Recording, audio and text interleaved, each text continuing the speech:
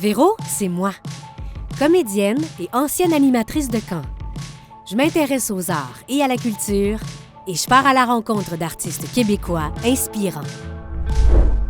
Aujourd'hui, aux Rencontres de Véro, je te fais découvrir Florence Rivet. Florence est une illustratrice qui a un long parcours dans les camps de vacances, entre autres au camp Minogami. Elle adore les expéditions en canot. Ses illustrations sont d'ailleurs grandement inspirées par sa passion pour la nature et le plein air. Salut Florence! Allô!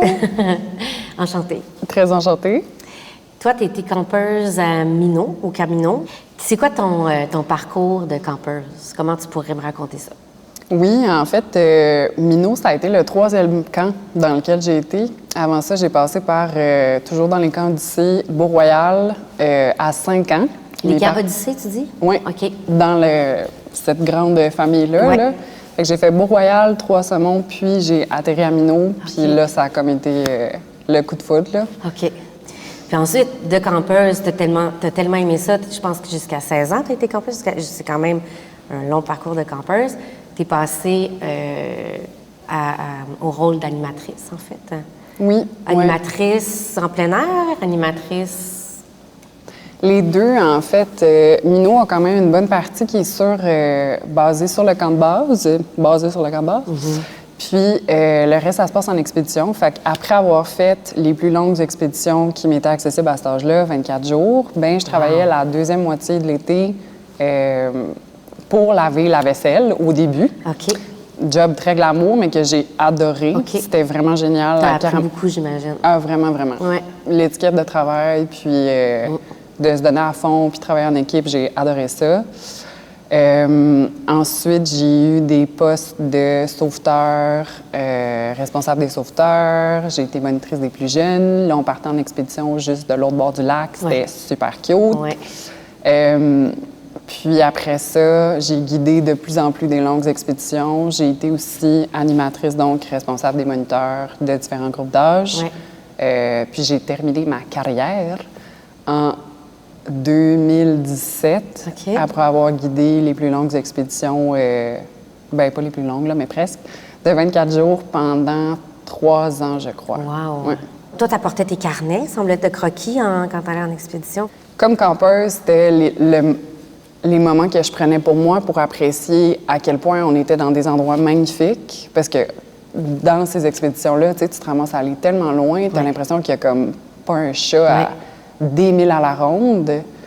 Fait que là, encore une fois, les camps de vacances, puis ma passion pour l'art se recoupaient.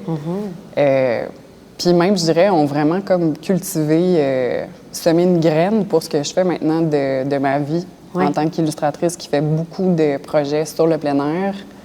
Ça m'a comme donné le goût de dessiner plus de paysages puis de notre nature du Québec. Ton parcours académique il a été influencé, et maintenant ta carrière a été influencée par ton passage dans les camps. De façon plus précise, comment ça a été influencé? Je pense que si j'avais pas eu les camps pour comme endroit où je pouvais vraiment être moi-même à 100%, j'aurais pas eu le guts d'aller vers l'art. Est-ce que tu as le souvenir d'un enfant ou d'un ado ou même d'un adulte avec lequel tu as eu un contact en particulier puis à la rigueur même qui a vraiment connecté avec ta vision? Un exemple auquel je peux penser, ça a été mon premier groupe de campeurs. J'avais des petits gars, je tripais. On va se rouler dans la boîte, les boys, ça va être trippant. Puis on faisait tout le temps des projets créatifs parce que c'est ça que j'apporte sur la table, je pense, en tant que monitrice. C'est comme d'avoir de think outside the box un peu en termes de projet et tout. Ouais.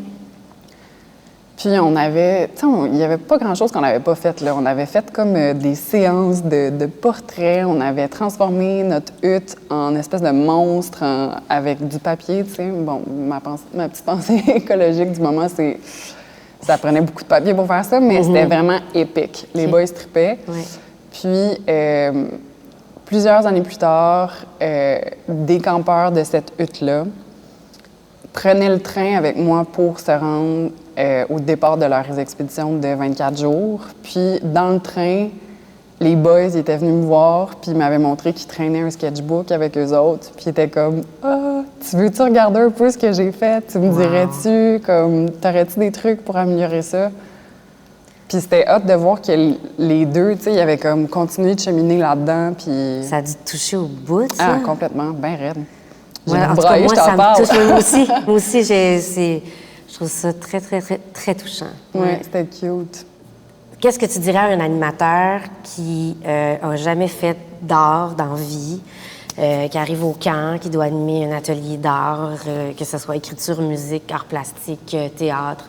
Qu'est-ce que tu lui donnerais comme conseil, mettons? De partir de quelque chose qui est proche. Tu sais, t'as pas besoin de demander à tes jeunes de faire une nature morte à clair-obscur, là, tu sais. Non. Pars de ce qui est proche, pars de tes intérêts. Qu'est-ce qui te passionne, toi? Bien, tu sais, justement, tu as dit expédition, par exemple. Bien, demande aux jeunes de représenter la plus belle affaire qu'ils ont vue pendant qu'ils étaient en expé. Où on apprend les parties d'un canot en le dessinant, parce que ton cerveau va mieux retenir l'information comme ça. De servir de l'art comme un véhicule pour d'autres choses aussi, pour partager des connaissances, pour raconter une histoire, que ce soit pas nécessairement juste une fin, un but, mais une façon de partager des moments aussi. Je pense que c'est ça qui est surtout précieux au camp, tu sais. Bien, merci, Florence. Ça fait grand plaisir. Pour ce bel entretien. Merci à toi.